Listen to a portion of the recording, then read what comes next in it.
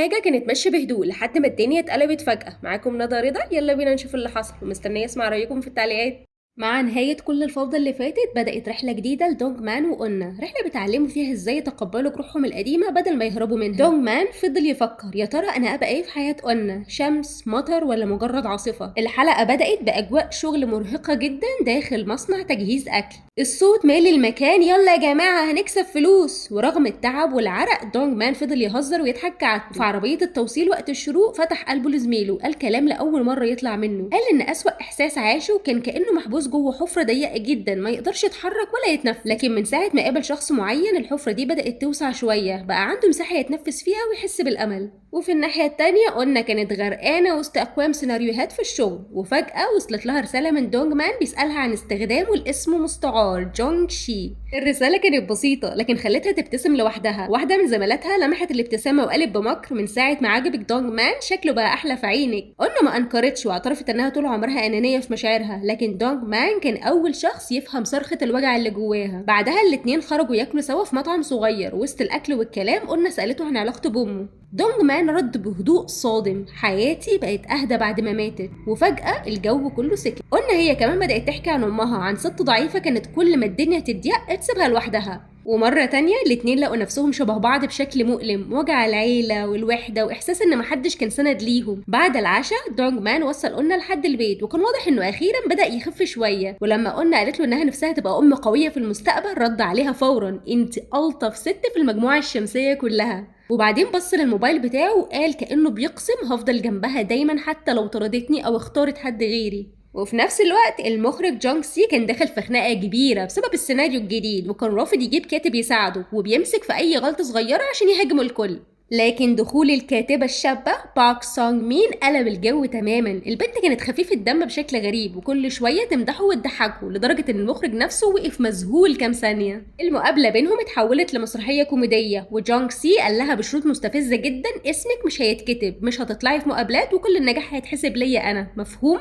لكن بدل ما تزعل ضحكت وقالت انت اكتر شخص مضحك قابلته في حياتي. واضح انها كانت بتعرف تلعب بعقله كويس جدا. وفي مكان تاني سونج مان كان هيتمنجن من التوتر بعد ما بعت النسخة المعدلة من السيناريو لقنا، بقى يبص للموبايل كل 5 دقايق، وقعد يشتكي لصاحبه بقالها 9 ساعات ونص ما بتردش. التوتر اكله وبدأ يشك في نفسه وفي كتاباته، وحاسس ان السيناريو ممكن يكون سيء جدا. وفي الاخر قال له يستنى بس، لان قلنا اكيد مشغولة وسط ضغط الشغل في دار النشر. وفي الوقت ده قلنا كانت قاعدة لوحدها في المكتب تحت نور هادي، وبين ايديها سيناريو بعنوان جهاز الطقس اللي كاتبه دونج مان. كانت بتقلب الصفحات بتركيز شديد وعينيها مليانة تقدير وتأمل، وكل كلمة كتبها كانت حاسة بيها وكأنها قادرة تسمع مشاعره من بين السطور. والرابط اللي ما بينهم من خلال الكتابة كان بيأكد مرة بعد مرة ان دونج مان بقى شخص مختلف ومميز بالنسبة ليها، حتى لو لسه ما ردتش عليه، وهو كان قاعد مستني ردها على أعصابه. وفي نفس الوقت الجدة رونج هي ظهرت فجأة في كافيه ايجيت، واول ما دونج مان شاف الست القوية دي ما قدرش يمنع فضوله وراح يكلمها بنفسه. عرف نفسه وقال لها ان انا مساعد صغير زمان في فيلم القطط والكلاب، لكن رونج هوي ردت ببرود مش فاكراه. ورغم الاحراج دونج مان جمع شجاعته وبدأ يتكلم بحماس كأنه بيقدم مونولوج في فيلم. فضل يحكي عن ايام زمان وازاي كان بيتابعها وهي بتمثل، وازاي كان بيحس بطاقة المكان اول ما المخرج يقول كات.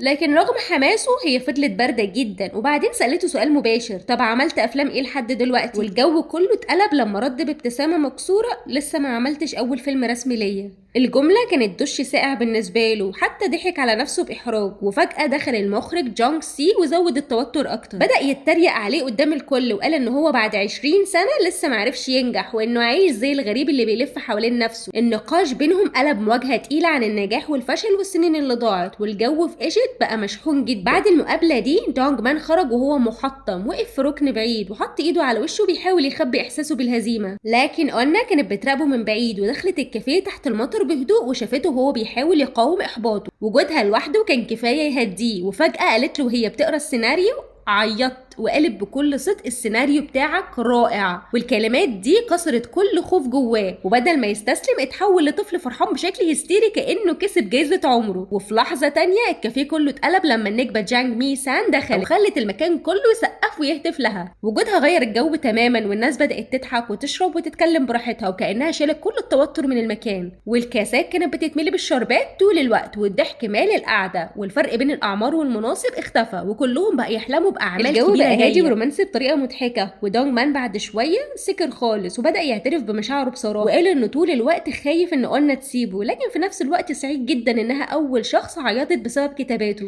قلنا بصت له بابتسامه دافيه وقالت له انت محرج شويه بس لطيف جدا. اما مي سان فوجودها كان دفعه قويه للفريق كله، ولما ركبوا العربيه سوا عشان يدوروا على الهام جديد دونج مان بدا يتصرف بشكل عشوائي جدا من تاثير الشغل. فضل يدلع المخرج جونج سي بطريقه مضحكه ويقول له ان هو عبد للمشاعر، ولو الناس حبته هيحس بالامان ولو كرهوه يعيش في قلق. وفي الاخر سند راسه على كتف المخرج وفضل يقول كلام حب وهبل لدرجه ان العربيه كلها انفجرت من الضحك. تحت السما الليليه وصوت الموج فريق صناعه الافلام اتحول فجاه لمجموعه مجانين احرار زي زوبا اليوناني، والمخرج كان ماشي قدامهم يرقص ويزعق بحماس كانهم بيعملوا طقس سحري عشان فيلمهم ينجح. اما الفنانه فخلعت صوره النجمه المتكبره تماما وفضلت تجري على الرمل وتلف الطرحه بتاعتها في الهواء وكانها اخيرا لقت حريه كانت محرومه منها. نفس الوقت دونج بي كانت قاعده لوحدها بتقلب في السوشيال ميديا لحد ما شافت صوره شله دونج مان على البحر، وعدى في عينيها احساس غريب ومعقد. لكن الهدوء ده ما استمرش كتير. قلنا اتطلبت فجاه لمقابله مع المخرج تشوي، واللي المفروض يكون نقاش شغل طلع جلسه تهديد مقنعه. المخرج طلب منها بكل وضوح انها تبعد عن فيلم لي جونج وان بحجه ان ميزانيه الفيلم وصلت ل 20 مليار وان، وان مشروع بالحجم ده ما ينفعش يمسكه مبتدئين. بدأ يقلل منها بطريقة مستفزة ويسألها عن الكاميرات وعن الميزانيات وكانه بيختبرها عشان يثبت انها اقل من المكان. لكن قلنا فجأة سألته سؤال قلب الجو. ده طلب من السيدة دونج هوي مش كده؟ رد فعله كشف ان فعلا في لعبة كبيرة بتحصل من ورا الستارة. قلنا رجعت المكتب ووشها مرهق وعينيها غرقانة تعب، وكان واضح انها خلاص قربت تستسلم، وفجأة موبايلها نور رسالة قصيرة من دونج هوي: عايزة اقابلك.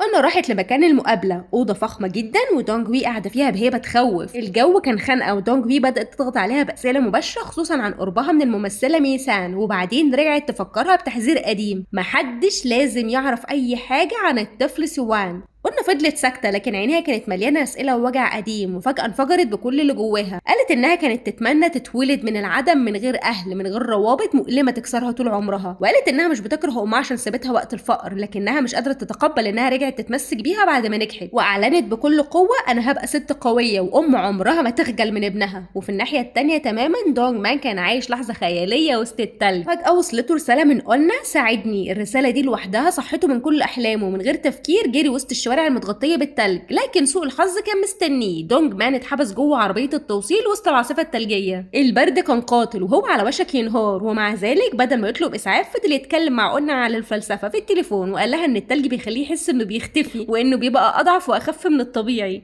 اما قلنا فكانت قاعده في مكان دافي وبتسمعه بهدوء، وهو يهبط نظريات غريبه عن الفرق بين التفكير والكلام. ورغم جنونه دي كانت اول مره ارواحهم تلمس بعض بالشكل ده. واحد بيتجمد وسط التلج وواحده غرقانه وسط الورق والسيناريوهات. وفجاه اخيرا وصل له اتصال من الانقاذ، لكن الصدمه فريق الانقاذ اتعرض لحادث ومش هيقدر يوصل بسرعه. دونج بان اتوتر بشكل هستيري وكان بيترعش من البرد وحاسس ان جسمه خلاص بيسلم. وفي عز اللحظه دي رن تليفونه تاني، والمتصل كان المخرج مات شارونج. واي حد طبيعي كان هيطلب النجده، لكن دونج مان دخل معاه في خناقه وهو بيموت من البرد. فضل يزعق ويهدده: اياك حد يتكلم عن سيناريو قلنا او اسمها المستعار. وكان بيترعش وصوته بيقطع، ومع ذلك لسه بيحارب عشان يحميها. واخيرا تم انقاذ دونج مان من عربيه النقل المقلوبه وسط التلج. بعد ليله كامله من البرد والفلسفه والجنون اللي هو فيها قدر ينجو في اخر لحظه. وفي عربيه الاسعاف كان متغطي ببطانيه فضه وشكله زي حته البطاطس المشويه، ورغم انه رجع من الموت تقريبا اول حاجه عملها انه اكل مكرونه وشرب كولا كأن مفيش حاجه حصلت. كل حماس اتصل بصحابه ويحكي لهم عن تجربته القريبه من الموت، وكل اللي حواليه كانوا عايزين يسكت عشان ينام بدل الهبد ده. في نفس الوقت في الشركه الجو كان متوتر جدا بين قلنا والمخرج تشوي بخصوص سيناريو دونج مان. قلنا فجاه قلبت الموازين تماما، قالت عن المشروع انه تاني افضل سيناريو قريته السنه دي، وبطريقه ذكيه جدا اثنت عليه، وفي نفس الوقت لمحت انه هيكسر قواعد الرعب التقليدي. كلامها كان قوي لدرجه ان المخرج اللي بيحتقر المبتدئين بقى فجاه مهتم وطلب يشوف السيناريو فورا. وهنا قلنا كسبت الجوله بذكاء شديد وخدت المشروع خطوه لقدام. وفي مشهد تاني دونج مان ظهر في أكاديمية الكتابة وشكله كأنه شحات وكان بيطبع السيناريو في الخفا، لكن اتقفش واتهاجم من المدرس بعنف. بدل ما يحس بالإحراج قال بثقة غريبة إنه حتى لو بقى مشهور جدا هيفضل يرجع للمكان ده يتعلم. بعد ما السيناريو اتقرا واتقال عليه جنوني بدأوا يخططوا له مقابلة مع المخرج نيو جانج سيك، وفي نفس الوقت دونج وي بدأت تتحرك وطلبت من فريقها يراقب دونج مان خطوة بخطوة. واضح إن السيناريو هيقلب الدنيا في الصناعة كلها، لكن فجأة حصلت كارثة في الشات. جين بعتت رسالة وبتقول يا جماعة حد يحاول يسيطر على دونج مان. هيجين بعتت رسالة غلط في جروب في دونج مان نفسه ودخلت في حالة ذعر وحاولت تمسح الرسالة بسرعة، لكن كان خلاص دونج مان شافها. رسالة كشفت شكوك أو كلام حساس خلته يقف مذهول ويفكر هل الناس اللي حواليه فعلا بيخونوه. وفي مشهد تاني دونج مان رجع للأكاديمية وهو شايل السيناريو بإيده، ولكن الناس بتبصله باستغراب وسخرية لكنه مكمل كأنه مش شايف أي حاجة. وفي الجانب التاني قلنا كانت بتعمل خطوة غريبة شوية، بتخطط تساعد جدتها إنها تعيش معاها بطريقة قانونية بطريقة ذكية جدا، وكان بينهم كلام بسيط فيه حب وسخرية حتى وهي بتتكلم عن المصاريف والحياة الصعبة. وفي قعدة شرب مع الفريق دونج مان فجر مشاعره فجأة واعترف بحاجة صادمة، قال ان هو بيحس بألم حقيقي لما حد حواليه ينجح وهو واقف مكانه، انه نفسه مرة واحدة بس يفشل فشل كبير يخليه مشهور بدل ما يفضل مجهول. الكلام ده ما عداش عادي، هيجين واجهته بكلام قاسي جدا وكسرت له وهمه وقالت ان غيره اتقبل شغل وهو لا، وانه المشكلة مش في العالم بل في طريقته هو. وفي اللحظة دي دونج مان بدأ يتكسر من جوه وبقى تايه بين احساسه بالظلم وبين الحقيقة اللي بدأت تتكشف قدامه. وفي نفس الوقت المشهد راح لقعدة فخمة قوي، السيدة رانج وي كانت مستنية قلنا جوه القاعة وبدأت تحاول تفرض سيطرتها عليها وتعرض عليها هدايا غالية زي بيوت ولبس وعيشة مرفهة وتطلب منها تعيش عيشة تليق باسم العيلة وما تبوظش صورتها قدام الناس. لكن قلنا ردت بهدوء وقالت انها غيرت عنوان جدتها عشان امها ما تقدرش توصل لها او تتحكم فيها. المواجهة سخنت اكتر لما هوي بدأت تسخر من اختيار قلنا للرجالة وقالتها ايه اللي مميز في دونج مان اصلا. ساعتها قلنا ردت بثبات لما بكون معاه بحس بالامان. الجملة دي كانت كفيلة تهز تفكير الام اللي كل همها المظهر والفلوس وتخلي المواجهة توصل لأقصى نقطة صدام بينهم. وفي النهاية قلنا خرجت من الأوضة مش مهزومة لكن أقوى بكتير من الأول ومتمسكة بقرارها إنها تحمي حياتها وحاجاتها. بعد كده دونج مان وقلنا قاعدين يتعشوا في مطعم صغير وفجأة الجو قلب كوميدي لما دونج مان اعترف بحاجة كده إن المديرة هيجين رفضت تاخد السيناريو بتاعه لأنها مش عايزة تتعامل مع مشكلتين هو وماتشي في نفس الوقت. ساعتها دونج مان بدأ نوبة شكاوي ودراما على أعلى مستوى وقعد يلوم الدنيا كلها ويقولوا إن سبب نزيف الأنف اللي بيجيله دايما هو إن موهبته زيادة عن اللزوم ومش لاقي مكان تطلع فيه. كان بيغير من نجاح غيره لدرجة إن هو بطنه بتتوجع بجد. قلنا شافت المشهد ده واستسلمت وقامت سابت المكان ومشيت من غير كلام وهو جري وراه وهو مرعوب. في مكان تاني وسط أرض مليانة كرومب كانت مجموعة جين مان متجمعة والكل بيشكر في قصايده البسيطة والقوية، لكن جين مان نفسه كان هادي جدا وباين عليه الملل من الجو كله. كان في دكتور بيسأله عن سر تنقيح اللغة للوصول للبساطة، لكن الجو اتوتر لما بدأوا يقارنوا شعره بشاعر تاني مشهور. رد فعل جين مان كان صامت وقاعد يشرب ومش مهتم بالتمجيد المصطنع ده ولا كلام المجاملات لحد ما فجأة انفجر وقال بغضب ان هم ازاي شايفين حاجة جميلة في قصة شاعر بيحتفل بالشعر على حساب موت ابنه. الصوت سكت فجأة والجو كله اتجمد وجين مان قام ومشي من القعدة وهو مش قادر يتحمل الزيف اللي حواليه. في نفس الوقت في مكتب تشوي كان بيحاول يقنع هيجين تسيب التعاون مع كاتبة تانية وتيجي تشتغل معاه، وعرض عليها ممثلين كبار وارباح ضخمة، تريق عليها عشان بتتعب نفسها عشان مرتبات الموظفين، لكن هيجين كانت شايفة اللعبة كويس ورفضت كل الإغراءات ومتمسكة بقيمها. وبعدها الدنيا قلبت فوضى وضحك في نفس الوقت. دونج مان رد على هجوم تشوي بكل جرأة وقال إن هو لو غلط يبقى يستاهل النقد، لكن كمان هو بيستغل الشركات الصغيرة وبيظلمها. المشادة كبرت لحد ما بقت حرب كلامية.